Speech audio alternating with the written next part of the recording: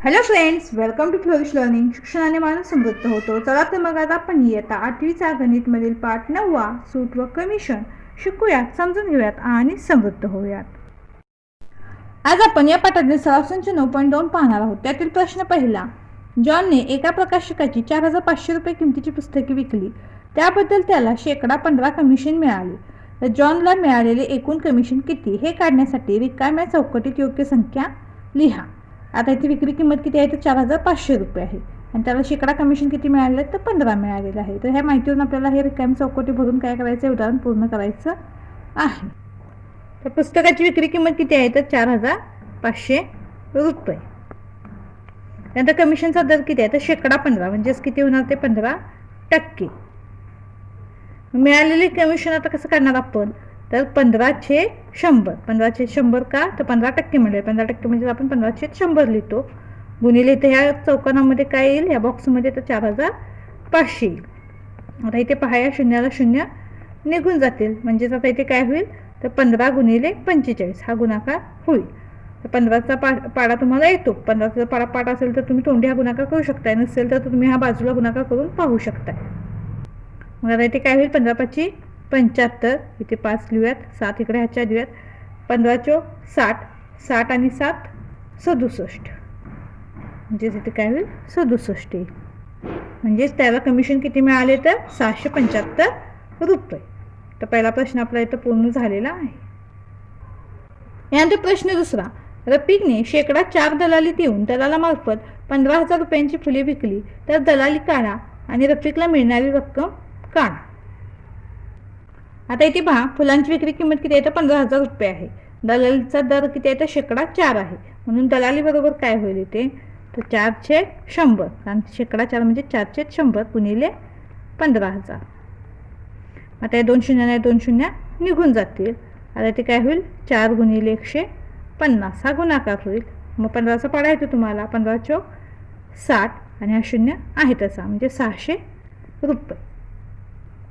मग आपल्याला आता दलाली 600 रुपये मिळालेली आहे. आता रफिकला मिळणारी रक्कम बरोबर विक्री किंमत वजा दलाली. तर विक्री किंमत किती आपली इथं तर 15,000 रुपये, वजा दलाली किती आहे तर 600. तर 15,000 वजा 600 ही वजाबाकी जर आपण केली, ती वजाबाकी किती मिळते आपल्याला तर 14,400 रुपये.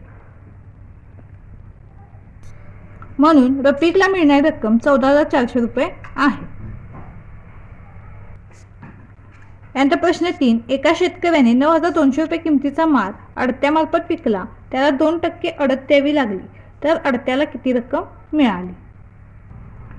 शेतकऱ्याची मालाची किंमत 9,200 रुपये आहे, अडतीचा दर शेकडा 2, म्हणून शेतकऱ्याला द्यावी लागणारी अडत बरोबर काय होईल तर 2/100 गुणिले 9,200 बरोबर ह्या शून्यानं शून्य निघून जातील आणि 92 गुणिले 2 हा गुणाकार होईल, म्हणजेच काय 2 दुनी 4 आणि 9 दुनी 18, 184 रुपये. म्हणून अडत्याला मिळालेली अडत 184 रुपये आहे. यानंतर चौथा प्रश्न, खादी भांडारातून उमाताईंनी खालील वस्तू खरेदी केल्या: 3 साड्या प्रत्येकी 560 रुपये, मधाच्या 6 बाटल्या प्रत्येकी 90 रुपये.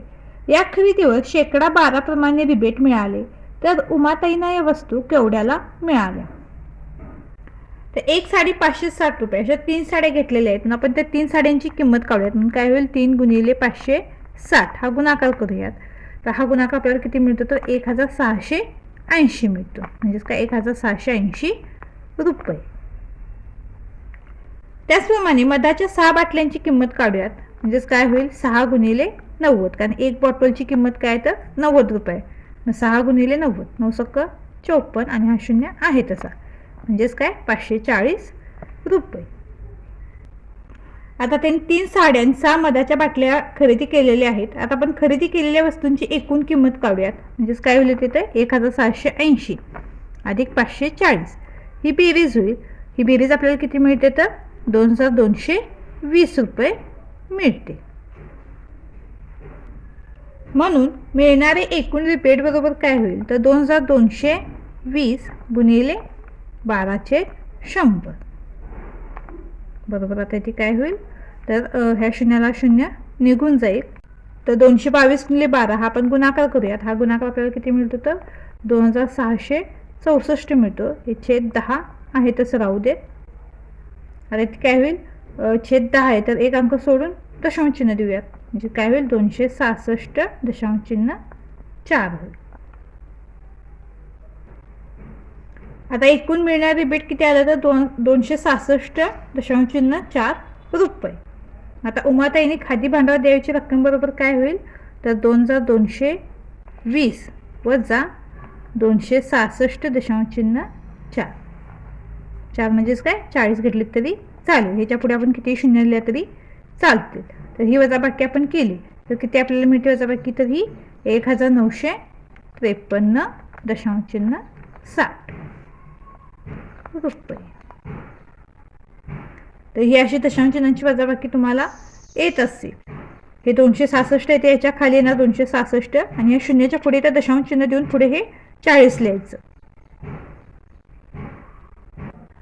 म्हणून उमाताईंना या वस्तू 1953.60 रुपयांना मिळाल्या.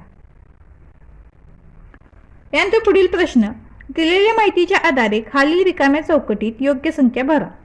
एका दलालामार्फत श्रीमती दीपांजली यांनी 7,50,000 रुपये किमतीचे घर श्रीमती लीलाबेन यांच्याकडून खरेदी केले. दलालाने दोघींकडून प्रत्येकी 2% दलाली घेतली. तर त्यानंतर आपल्याला 5 उपप्रश्न खाली दिलेले आहेत. तर ह्या दिलेल्या माहितीवरून आपल्याला काय करायचे ते सोडवायचे आहेत. तर श्रीमती दीपांजली यांनी 7,50,000 रुपये किमतीचे घर लीलाबेन यांच्याकडून घेतलेलं आहे आणि दलालाला दोघींनीही 2% दलाली दिलेली आहे. आता श्रीमती दीपांजली यांनी घर खरेदीसाठी 7,50,000 वर काय केलेलं आहे तर 2% दलाली दिलेली आहे. म्हणजे 2/100. शून्यानं शून्य निघून गेले. 75 दुनी 150 आणि पुन्हा ह्या 2 शून्य म्हणजेच किती 15,000 रुपये दलाली दिली. लीलाबेन यांनी सुद्धा 2% दलाली दिलेली आहे. म्हणून लीलाबेन यांनी घर विक्रीसाठी 15,000 रुपये दलाली दिली. श्रीमती दीपांजली यांनी सुद्धा 2% दलाली दिलेली आहे आणि लीलाबेन यांनी सुद्धा घर विक्रीसाठी 2% दलाली दिलेली आहे. म्हणजेच किती श्रीमती दीपांजली यांनी घर खरेदीसाठी 15,000 रुपये दलाली दिली आणि लीलाबेन यांनी घर विक्रीसाठी 15,000 रुपये दलाली दिली. आता दलालास या व्यवहारात एकूण किती रुपये दलाली मिळाली.